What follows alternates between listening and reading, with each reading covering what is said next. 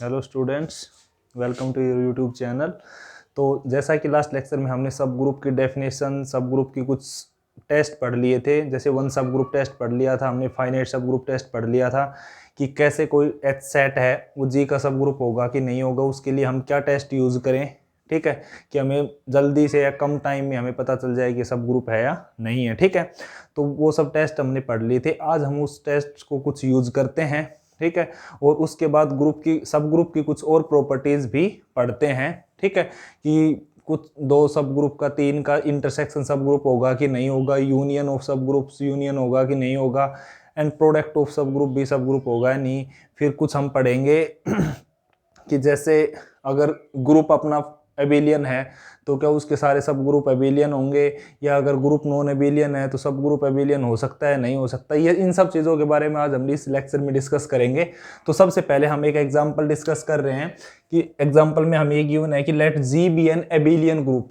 ठीक है, abelian group, इस प्रॉपर्टी का कहीं ना कहीं हमें यूज करना होगा या यूज होगा ऑटोमेटिकली इसको।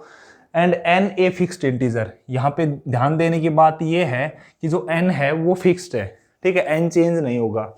और एच जो सेट है वो है x raise to power n, where x belongs to जी।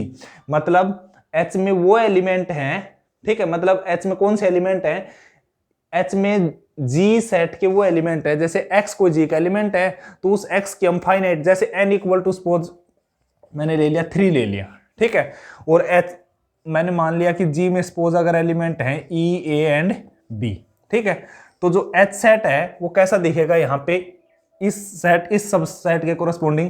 तो हमारे पास n क्या है, 3 है। तो h में कौन सा एलिमेंट है, x raise to power n, और x किसका एलिमेंट होना चाहिए, g का। तो यहाँ पे g का एलिमेंट है 3, e a एंड b।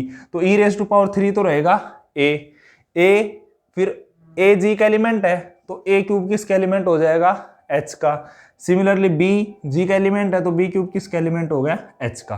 तो मतलब अगर यहाँ पे इस, मैंने केवल एक एग्जांपल से बताया कि जो एच सेट है ये कैसे बना है, ये एच कैसा दिखेगा। ठीक है, जी सेट के एलिमेंट्स की केवल पावर एन करनी है, फिर जो अपने पास जो रिजल्टेंट सेट आएगा वो क्या है, एच है यहाँ पे। ठीक है, तो इस एच को हमें देखना है कि क्या ये सब ग्रुप है या नहीं है। ठीक है, तो हमने जो 1 स्टेप टेस्ट पढ़ लिया था, 2 स्टेप टेस्ट भी पढ़ा था। 2 स्टेप टेस्ट मतलब जिसमें हम बात करते हैं क्लोजर की, कि अगर एच सेट क्लोज्ड है और हर एलिमेंट का इनवर्स एग्जिस्ट कर रहा है तो भी हमें पता था कि एच है वो सब ग्रुप हो जाएगा। ठीक है, तो हम यहाँ पे कुछ भी यूज कर सकते हैं। अब पहली बात तो कि यहाँ पे क्या हम फाइनाइट सब ग्रुप टेस्ट यूज कर सकते हैं।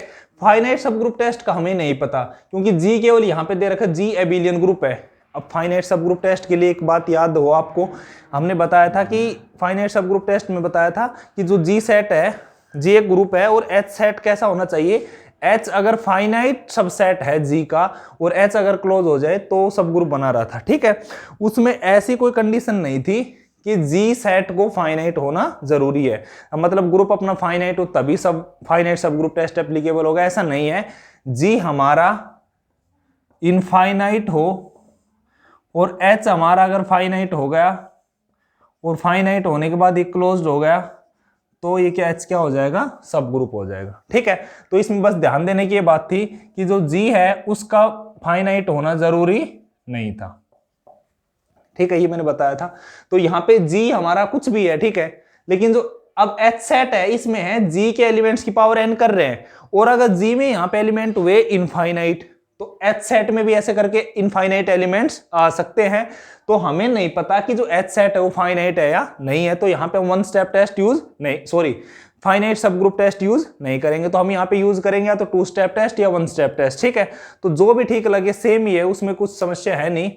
तो हम चलो 1 स्टेप टेस्ट से कर लेते हैं। मैंने बताया था कि ये ज्यादा, मतलब 1 स्टेप में आपका आंसर आ जाएगा। ठीक है, तो 1 स्टेप टेस्ट के लिए सबसे पहले तो अब आपको क्या बताना है, अब आपको ये देखना है कि जो एच सेट है ये नॉन एम्प्टी सेट है। ठीक है, एच सेट को नॉन एम्प्टी कैसे दिखाओ, क्योंकि एच सेट में किस कैसे एलिमेंट्स हैं, जी सेट की एलिमेंट्स की पावर एन। ठीक है, और जी सेट है क्या, ग्रुप, तो जो ई एलिमेंट है वो किस में आएगा, जी में आएगा। ठीक है, तो e raise to power N, मतलब ई की कुछ भी पावर करो क्या रहेगा, ई रहेगा। तो e raise to power N है वो किसका एलिमेंट है, एच का। तो e raise to power N मतलब ई, ये किसका एलिमेंट हो गया, एच का। तो H में हमें एक एलिमेंट तो मिल गया। अब एक एलिमेंट मिल गया तो इसका मतलब जो H है ये कैसा हो गया, नॉन एम्प्टी सेट हो गया। ठीक है, उसके बाद वन स्टेप टेस्ट में क्या होता था, जैसे अगर आपको याद हो तो थोड़ा बहुत मैंने बताया था, वन स्टेप टेस्ट के लिए क्या करना होता है, आपको ये दिखाना होता है कि a b inverse belongs to H for all a b belongs to H। ठीक है, तो मतलब अगर कोई दो एलिमेंट हम H में से पिक करते हैं तो A इंटू बी इनवर्स अगर H में है तो H हमारा क्या हो जाएगा, सब ग्रुप। ठीक है, तो यहां पे इस H में से हमें दो एलिमेंट पिक करने हैं, तो A एलिमेंट बताओ कैसा, कोई भी। अब यहां पे देखो n तो सेम है, ठीक है, n फिक्स्ड है, चेंज क्या हो रहा है, x चेंज होगा। तो A एलिमेंट मैंने ले लिया x raise to power n, कोई B एलिमेंट मैंने ले लिया, अब बी एलिमेंट कोई डिफरेंट एलिमेंट है तो मान लिया कि कोई y g में y एलिमेंट है उसकी पावर n हो गया। ठीक है, तो ये तो हो गया b इक्वल टू हो गया y raise to power n, तो जो b इनवर्स होगा वो क्या होगा, y raise to power minus n, और क्योंकि यहां पे इसको हम लिख सकते हैं y इनवर्स की power raise to power n, और y क्योंकि g का एलिमेंट है तो y इनवर्स भी किसका एलिमेंट होगा, g का एलिमेंट होगा, क्योंकि g क्या है, ग्रुप है, हर एलिमेंट का इनवर्स आपको मिलेगा। तो अब ये देखते हैं कि क्या यहाँ पे ए बी इनवर्स है वो h का एलिमेंट है या नहीं है। h का एलिमेंट होने का मतलब ये है कि जो ए बी इनवर्स है वो किसी ऐसे एलिमेंट की फॉर्म में आ रहा है कि कुछ g का element raise to power n आ जाना चाहिए। ठीक है, तो ए बी इनवर्स आ क्या रहा है, देखो x raise to power n, और b इनवर्स क्या है, y inverse raise to power n। ठीक है, तो इसको हम अब देखो जो ये बात मैंने बताई थी कि यहाँ पे जो एबिलियन ग्रुप दे रखा है इसका यूज यहाँ पे होगा। एबिलियन ग्रुप का मैंने बताया था कि अगर g एबिलियन है तो a into b raise to power n है वो किसके इक्वल होती है, हमेशा a raise to power n into b raise to power n। अगर g एबिलियन नहीं है तो ये कंडीशन होल्ड करना जरूरी नहीं है। ठीक है, तो क्योंकि g एबिलियन है इसको हम यहाँ पे लिख सकते हैं x into y inverse raise to power n। ठीक है, अब x एलिमेंट भी g का, y इनवर्स एलिमेंट भी किसका, g का, तो इन दोनों का जो प्रोडक्ट क्लोजर प्रॉपर्टी से ये जो एलिमेंट आएगा किसका एलिमेंट हो गया, g का, और g के एलिमेंट की कुछ क्या है, पावर है, तो ये किसका एलिमेंट हो गया, h का एलिमेंट हो गया। ठीक है, तो a b इनवर्स किस में आ गया, h में, if a and b belongs to h। ठीक है, तो यहां से वन स्टेप टेस्ट से ही हमें पता चल गया कि जो h है ये क्या बन गया, सब ग्रुप ऑफ g। ठीक है, और अगर आप टू स्टेप से जाना चाहते हैं तो वहां पे a इंटू बी ले लेते एक बार, वो आता x y raise to power n, वो h का एलिमेंट हो गया। फिर y इनवर्स के लिए आया x इनवर्स, देखते x इनवर्स का मतलब, या x इनवर्स कह लीजिए चाहे a इनवर्स कह लीजिए, फिर उसमें देखते a इनवर्स क्या आ रहा है अपना, x raise to power minus n, मतलब x इनवर्स की पावर n। तो क्योंकि x इनवर्स g का एलिमेंट है और ये रेज टू पावर n है तो ये भी किसका एलिमेंट है, h का। तो टू स्टेप टेस्ट से भी इजी था, तो हमारा ये एक एग्जांपल था। इसके बाद हम कुछ प्रॉपर्टीज करते हैं इंटरसेक्शन, प्रोडक्ट और यूनियन की। तो ये हमारे ये इंपॉर्टेंट प्रॉपर्टीज हैं। ठीक है, बेसिकली ज्यादा डिफरेंस है नहीं। ठीक है, यहाँ पे तो प्रॉपर्टी, फर्स्ट प्रॉपर्टी है कि इंटरसेक्शन ऑफ टू सब ग्रुप्स इज ए सब ग्रुप। मतलब इसका ये है कि H1 और H2 हमें अगर पता है कि दो सब ग्रुप हैं G के, ठीक है, तो ये हमें चेक करने की जरूरत नहीं है कि H1 इंटरसेक्शन H2 भी G का सब ग्रुप होगा। ठीक है, कोई भी दो सब ग्रुप हो G के, ठीक है, उनका इंटरसेक्शन हमेशा क्या होगा, सब ग्रुप। फिर सेकंड प्रॉपर्टी ये कहती है कि intersection of arbitrary number of सब ग्रुप्स। आर्बिट्रेरी मतलब यहां पे आप फाइनाइट भी ले सकते हैं और इनफाइनाइट भी। ठीक है, कि मतलब ये कह रहे हैं कि किसी जी सेट के कितने भी सब ग्रुप हों, उन सभी का, चाहे वो फाइनाइट नंबर हो चाहे वो इनफाइनाइट नंबर हो, उन सभी का इंटरसेक्शन है वो हमेशा क्या होगा, एक सब ग्रुप होगा। ठीक है, तो अगर हम चलो टू सब ग्रुप्स के ऊपर बात करते हैं, तो जैसे अगर जी हमने ले लिया set of integers under addition. ठीक है, H1 मैंने ले लिया सपोज 2Z अंडर एडिशन। ठीक है, तो जैसा आपको पता होगा या नहीं पता तो पता कर लीजिए, ग्रुप ऑफ इंटीजर्स है अंडर एडिशन, इसके जो भी सब ग्रुप होते हैं वो होते हैं MZ टाइप के अंडर एडिशन। M मतलब M कोई भी एक इंटीजर होगा। ठीक है, मतलब M1 ले सकते हैं, 2 ले सकते हैं, -1 -2 कुछ भी लीजिए, वो सारे के सारे किसके सब ग्रुप होंगे, जेड के सब ग्रुप होंगे। ये आप यहाँ पे प्रूव भी कर सकते हैं 1 स्टेप टेस्ट या 2 स्टेप टेस्ट किसी से भी। एक बात जो हमारा यहाँ पे था, ये चलो मैं आपको बता दूं, इंपॉर्टेंट चीज है ये भी, कि 1 स्टेप टेस्ट में हम क्या चेक करते थे, a b inverse belongs to H. तो यहाँ पे देखो ए इंटू बी इनवर्स है, यहाँ पे मल्टीप्लीकेशन अगर ऑपरेशन है तो होता है ये ए इंटू बी इनवर्स। अगर हमारे जो ग्रुप की बाइनरी ऑपरेशन एडिशन है तो ए इंटू बी इनवर्स का मतलब होता है a minus b belongs to H. तो जब अपने पास बाय ग्रुप अपना अंडर एडिशन हो तो वहां पे हम क्या चेक करेंगे, हमें ये चेक करना है कि ए और बी अगर एच के एलिमेंट है तो ए माइनस बी भी किसका एलिमेंट होगा, एच का। ठीक है, 1 स्टेप टेस्ट है। तो ये यहां से आप प्रूव कर सकते हैं कि ए अगर आपने ले लिया एम इंटू जेड में है तो ए मतलब ए एलिमेंट हम एम जेड वन ले सकते हैं, बी हम एम जेड टू ले सकते हैं। ठीक है, तो a माइनस बी आएगा तो वो आएगा m into z one minus z two. Z one और जेड टू दो कोई इंटीजर हैं। तो अब यहाँ पे देखो a माइनस बी एलिमेंट वो क्या है, m into z one minus z two. तो जेड वन और जेड टू का डिफरेंस भी क्या आएगा, एक इंटीजर आएगा। तो इसको मैं क्या लिख सकता हूँ, m इंटू जेड डैश लिख सकता हूँ। तो ये किसका एलिमेंट हो गया, ये क्लियरली किसका एलिमेंट है, m इंटू जेड का। ठीक है, तो कहने का मतलब ये है कि ग्रुप ऑफ इंटीजर्स है अंडर एडिशन। ठीक है, इसके जितने भी सब ग्रुप होंगे वो किस टाइप के होंगे, m इंटू जेड टाइप के। ठीक है, तो h1 क्या है, m मैंने 2 ले लिया, h2 मैंने ले लिया, यहाँ पे आप कुछ भी ले लीजिए, 6z ले लीजिए।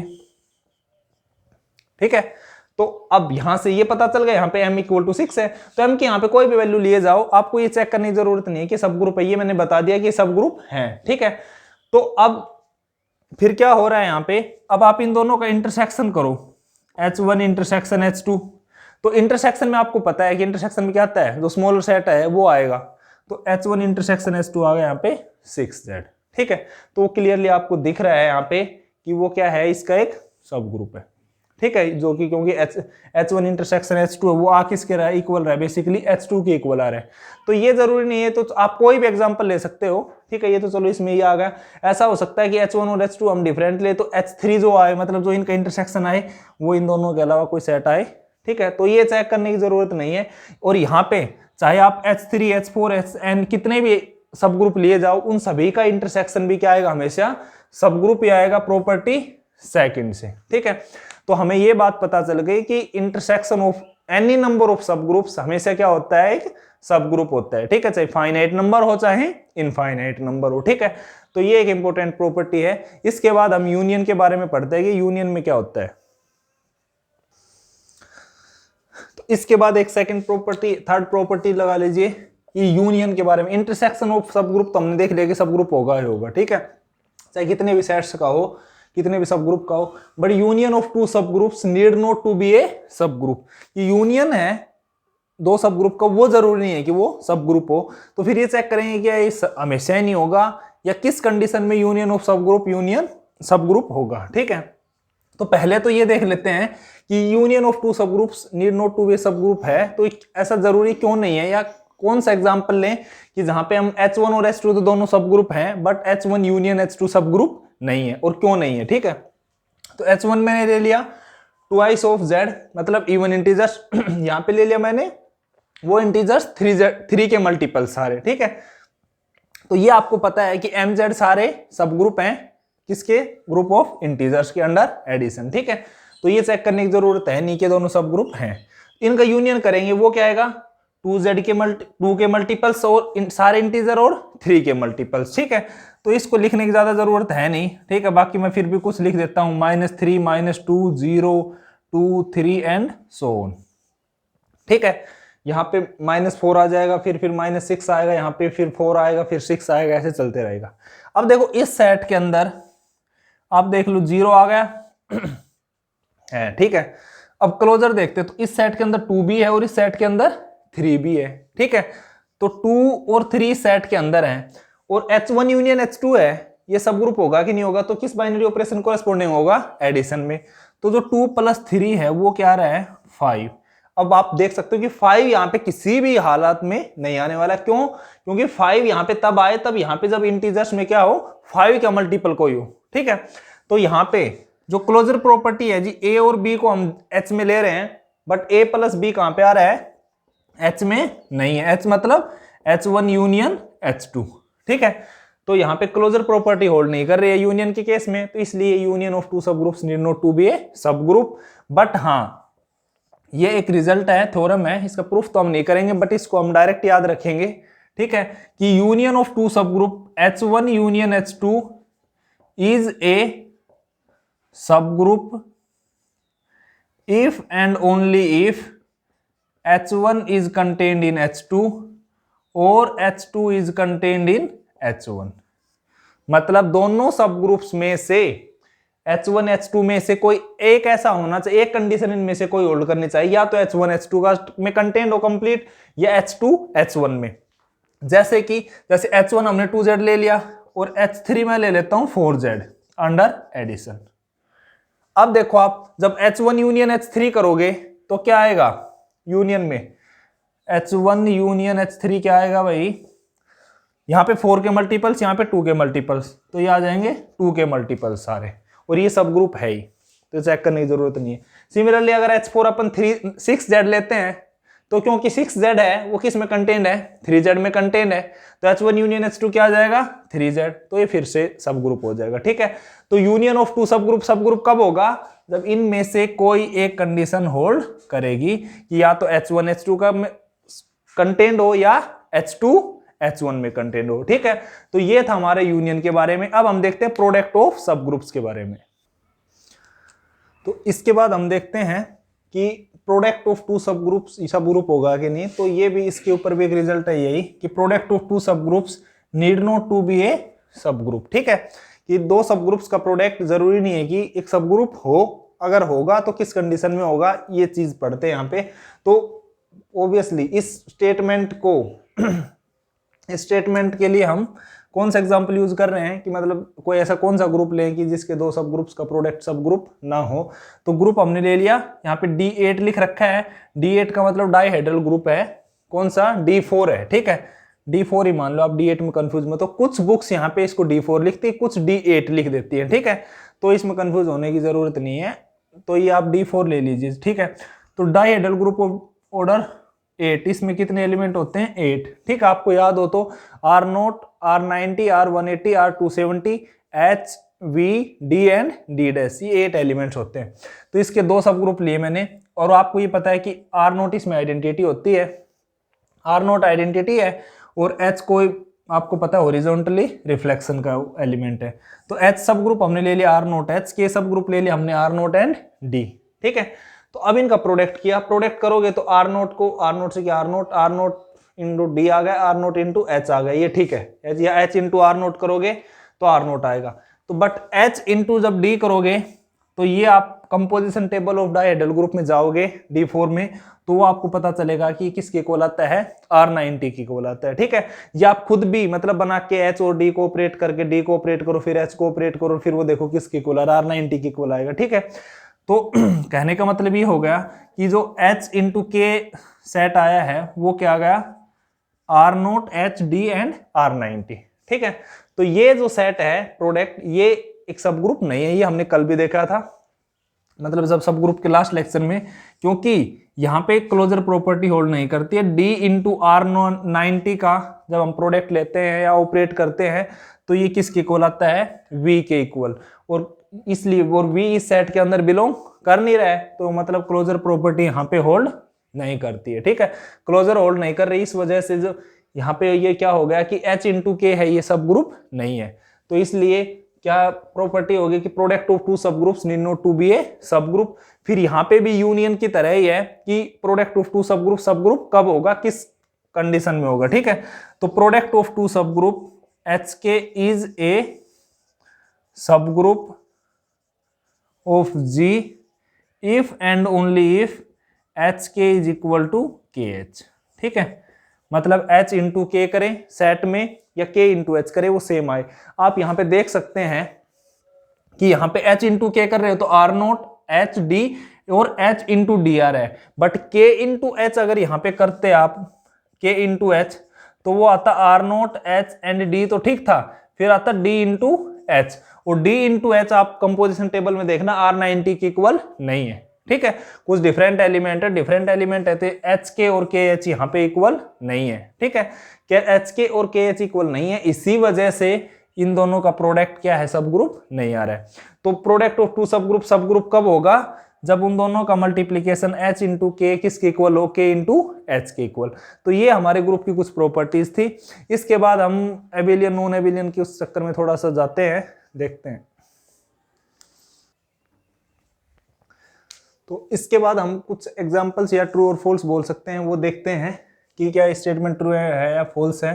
तो एक स्टेटमेंट गिवन है कि एवरी सब group of a non abelian group is non एबिलियन। ठीक है, कि क्या हर नॉन एबिलियन ग्रुप का सब ग्रुप हमेशा नॉन एबिलियन ही होगा, या ऐसा हो सकता है कि ग्रुप अपना नॉन एबिलियन हो बट उसका सब ग्रुप एबिलियन हो। ठीक है, तो इसको हम देखते हैं। तो ये जो स्टेटमेंट है ये है एक फॉल्स स्टेटमेंट।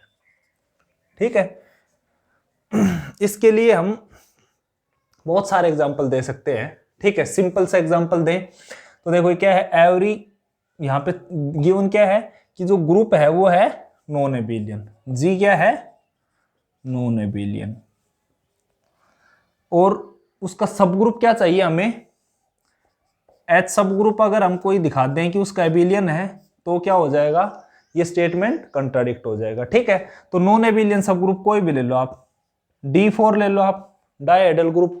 ठीक है, और एच उसका कोई एक सब ग्रुप ले लो, एच आपने ले लिया, अभी लास्ट प्रॉपर्टी में हमने यूज किया था आर नोट एंड एच ले लो, कोई भी ले लो, H V D D dash कुछ भी। ठीक है, अभी जो सब ग्रुप है ये देखो आप आर नोट एंड एच है, इसकी आप चाहे कंपोजिशन टेबल बना लो, क्या बनेगी, और क्योंकि ये टू ऑर्डर का है तो ये हमेशा एबिलियन होता है, आपको मैं बता देता हूँ। ये आ जाएगा आर नोट, यहाँ पे आ जाएगा एच, यहाँ पे एच आ गया और एच इंटू एच आ जाएगा आर नोट। ठीक है, तो जी हमने ले लिया डायहेड्रल ग्रुप ऑफ ऑर्डर 4, और एच हमने क्या लिया, आर नोट एंड एच। ठीक है, तो ग्रुप तो हमारा नॉन एबिलियन, आपको पता है डायहेड्रल ग्रुप है n greater than equal to 3 के लिए क्या होता है, नॉन एबिलियन।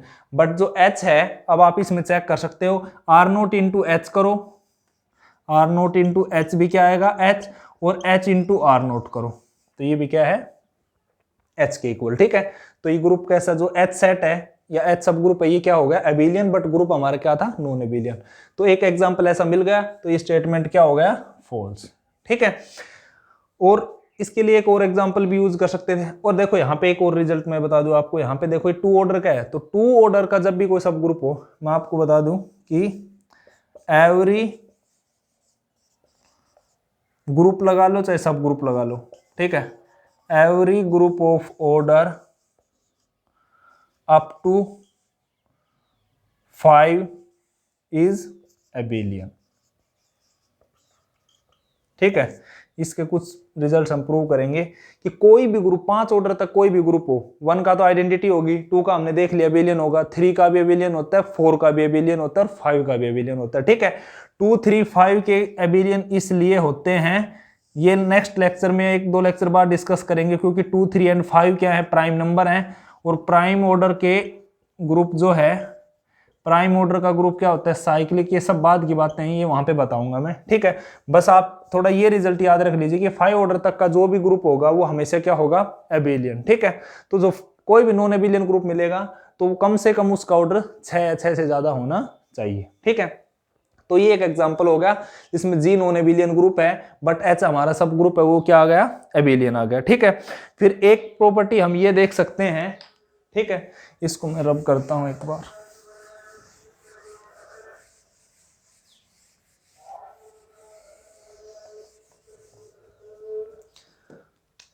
एक सेकंड, क्या एवरी सब group of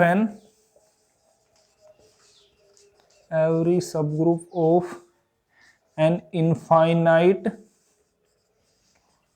group is infinite. ठीक है, एक ये स्टेटमेंट है, इसको देखना है कि ये ट्रू है या फॉल्स है। तो क्या स्टेटमेंट गिवन है, स्टेटमेंट है कि एवरी सब group of an infinite group is infinite, कि जी अगर हमारा इनफाइनाइट है तो क्या उसका हर सब ग्रुप भी इनफाइनाइट होगा, ये देखना हमें। ठीक है, तो ये स्टेटमेंट भी फॉल्स है। ठीक है, इसका भी हमको एग्जांपल ले सकते हैं, सिंपल सा एग्जांपल ले लो आप। ठीक है, चाहे तो आप बहुत सारे एग्जांपल इसके, जी आप ले लीजिए, नॉन जीरो कॉम्प्लेक्स नंबर्स का सेट ले लीजिए अंडर मल्टीप्लीकेशन। ठीक है, मतलब नॉन जीरो कॉम्प्लेक्स नंबर है जिसमें 0 + 0 आइटा नहीं हो, क्योंकि मल्टीप्लीकेशन में उसका इनवर्स आपको नहीं मिलेगा। तो ये ग्रुप आपको पता है कि इनफाइनाइट है, क्योंकि कॉम्प्लेक्स नंबर्स का सेट कैसा है, इनफाइनाइट, और उसमें से अगर 0 को हम रिमूव करते हैं तो भी वो सेट कैसा रहेगा, इनफाइनाइट। बट एच अगर हम कोई इसका सेट ले लें, सिंपल से सिंपल ले लेते हैं 1 and -1। ठीक है, ये भी क्या है, 2 ऑर्डर का है। ठीक है, और ये सब ग्रुप होगा, आप देख सकते हैं, क्योंकि ठीक है, क्योंकि क्लोजर प्रॉपर्टी यहाँ पे होल्ड कर जाएगी, आइडेंटिटी है ही 1 का इनवर्स 1, -1 का इनवर्स -1। ठीक है, तो ये क्या हो गया, सब ग्रुप। तो जो जी था ये तो हमारा क्या है, इनफाइनाइट ग्रुप है, बट इसका जो सब ग्रुप है ये कैसा आ गया, फाइनाइट। ठीक है, तो ये स्टेटमेंट भी कैसा होगा, फॉल्स। या इसके लिए और भी एग्जांपल ले सकते हैं, 1 -1 आयोटा एंड माइनस आयोटा का भी एग्जांपल ले सकते हैं। ठीक है, तो ये आज हमने कुछ प्रॉपर्टीज पढ़ी हैं सब ग्रुप की। ठीक है, अगर आपको ये लेक्चर हमारा पसंद आए तो प्लीज इसको लाइक करें, कमेंट करें, शेयर करें एंड सब्सक्राइब करें।